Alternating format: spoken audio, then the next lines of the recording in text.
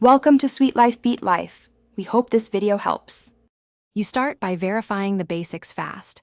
Plug the Xbox Series S into a known good outlet and feel the cable connections. A loose lead kills power.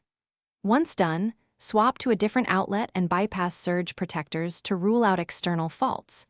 If you see no white power light, immediately inspect the cable for visible damage and replace it if frayed. Make sure the wall socket supplies power by testing another device, so you know whether the issue is the console or the power source.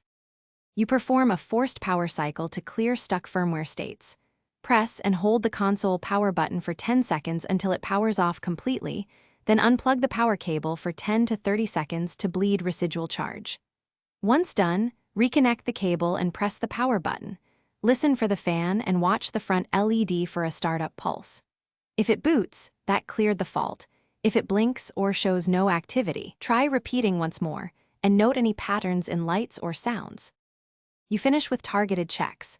Connect HDMI and ensure the TV is on the correct input so you're not missing a working console. Try another HDMI cable and port and swap the power cable with a known good lead if available.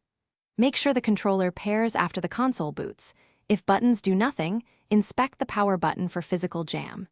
If none of this works, contact Xbox support and have your serial number, purchase date, and a short description of steps you tried ready. This speeds up repair or replacement. Thanks for watching. Consider subscribing if we helped you.